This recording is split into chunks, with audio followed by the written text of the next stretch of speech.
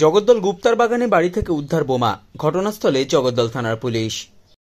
নিশিদিন diagnostic centre, এ complete diagnostic solution. আমাদের ঠিকানা 144/1 central road, Anandapuri, Barrackpore, Kolkata 122। আমাদের যোগাযোগ 9875338719। ভাটপাড়া পৌরসভার 17 নম্বর ওয়ার্ডের গুপ্তার বাগান এলাকায় একটি বাড়ির মধ্যে থেকে উদ্ধার হলো বোমা।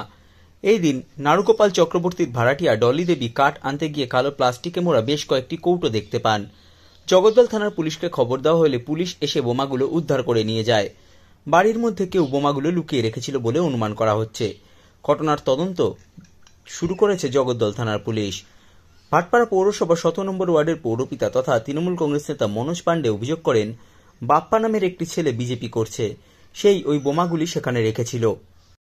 বাপ্পা বলে ছেলে 17 নম্বর ওয়ার্ড গুপ্তার বাগান সাইডে, সে বাবা আগে কি সরকার ছিল, ওই সরকার বাসের মানে পান্ডালের কারবার করতো, তারই ছেলে বাপ্পা ওইখানে বাড়িতে বম পাওয়া গেছে। সে এই মুহূর্তে ওই ছেলেটা বিজেপি করছে, ও ছেলে বিজেপি করছে, তাই শুনেছি ওর বাড়িতে অনেকগুলো বম পুলিশ রিকভারি করেছে। কটা 4-5টা বম শুনেছি, তার বেশি হতে পারে। এখন পর্যন্ত সার্চিং চলছে।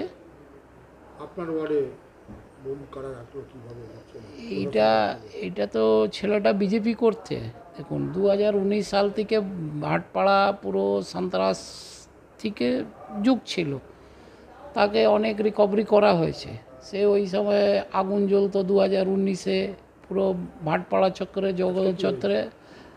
আজকে ওই যার বিজেপি করে যে সাংসদ অর্জুন সিং, তারই অনুগামী আছে, ওই বম রেখেছে। তা আবার একটা সন্ত্রাস করার জন্য, ইলেকশন মুহূর্ত আছে, এটা সন্ত্রাস করার জন্য আবার একটা চক্র চলছে।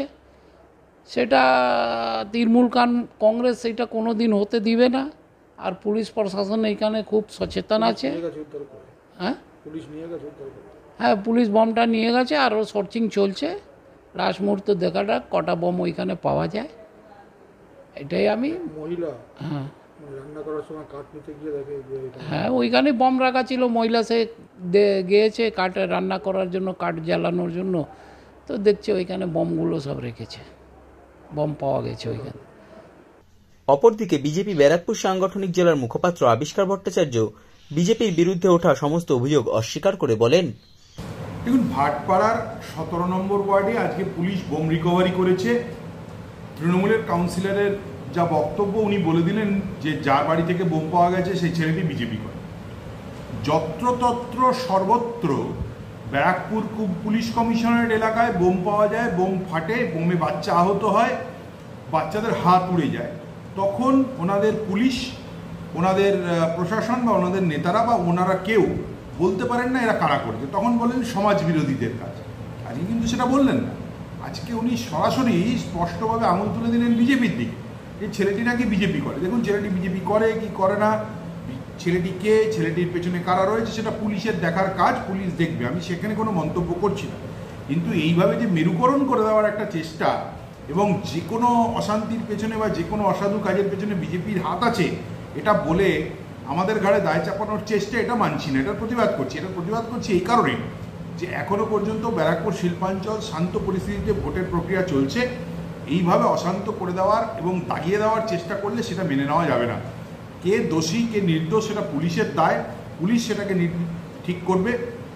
আমি তৃণমূল কাউন্সিলর এবং তৃণমূলের গোটা দলকে বলবো, দেখুন, সমাজ বিরোধীদের লালন পালন করে তাদেরকে ফুলিয়ে ফেপিয়ে রেখেছেন আপনারা। আপনাদের প্রশাসনিক ছত্র ছায়ায় তারা দীর্ঘদিন ধরে লালিত হয়েছে, যে কারণে স্কুলের ছাদেও টিটাগড়ে বোম ফেটেছে এবং বাচ্চার হাত উড়েছে এই ভাটপাড়া অঞ্চলে। তখন আপনাদের কাউকে প্রতিবাদ করতে কেন একটা আওয়াজ মুখ দিয়ে বার করতে শোনা যায়। সাধ্যের মধ্যে স্বপ্নের ফ্ল্যাট খুঁজছেন? লাবণ্য গ্রুপের পক্ষ থেকে ব্যারাকপুর হরিসভা মন্দিরের নিকটে সোনাঝুরি আবাসন। থাকছে lift, top floor, set, 0% GST। এছাড়াও থাকছে ব্যাংক লোনের সুব্যবস্থা। ফ্ল্যাট বুকিং চলছে। আমাদের যোগাযোগ 7278200456।